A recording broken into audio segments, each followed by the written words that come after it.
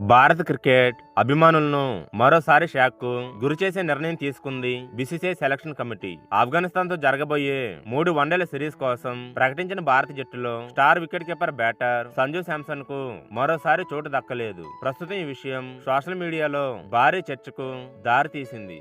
వీడియోను చూసే ముందు చిన్న రిక్వెస్ట్ అండి, వీడియోను లైక్ చేసి మీ సపోర్ట్ ని తెలియజేయండి. మొదటిసారి మన ఛానల్ ను చూస్తున్నట్లయితే సబ్స్క్రైబ్ చేసుకుని పక్కనే ఉన్న బెల్ ఐకాన్ ని ఆన్ చేసుకోండి.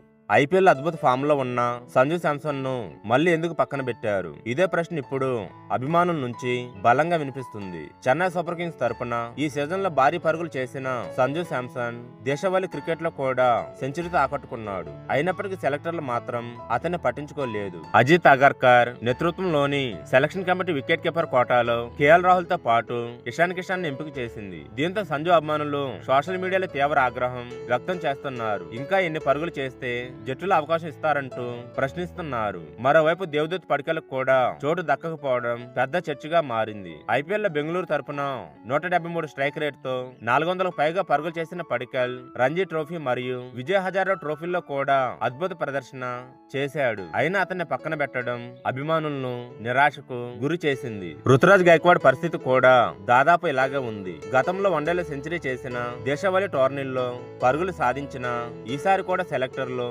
అతనికి అవకాశం ఇవ్వలేదు. యువ వికెట్ కీపర్ ధ్రువ్ జురేల్ కూడా విజయ్ హజారే ట్రోఫీలో ఫినిషర్ గా అదరగొట్టాడు. కానీ జట్టులో ఇప్పటికే అనుభవజ్ఞులైన కీపర్లు ఉండడంతో అతనికి ఛాన్స్ రాలేదు. ఇక మహమ్మద్ షమి విషయంలో కూడా అభిమానులు ఆశ్చర్యం వ్యక్తం చేస్తున్నారు. రంజీ ట్రోఫీలో వికెట్ల వర్షం కురిపించిన షమి ఐపీఎల్ లో కూడా బాగా రాణిస్తున్నప్పటికీ ఫిట్నెస్ మరియు వర్క్ లోడ్ మేనేజ్మెంట్ కారణంగా అతన్ని సెలెక్టర్ లో పక్కన పెట్టినట్లు సమాచారం. అయితే మరోవైపు యువ ఆటగాళ్లకు పెద్ద అవకాశం ఇచ్చిన బీసీసీఐ భవిష్యత్తును దృష్టిలో పెట్టుకొని ఈ నిర్ణయం తీసుకున్నట్లు తెలుస్తుంది. ఇప్పుడు అందరి చూపు ఆఫ్ఘనిస్తాన్ సిరీస్ పైన ఉంది. ఈ యువ జట్టు ఎలా రాణిస్తుందో చూడాలి. మరి మీ అభిప్రాయం ఏమిటి? సంజు శాంసన్ కు అన్యాయం జరిగిందా లేదా?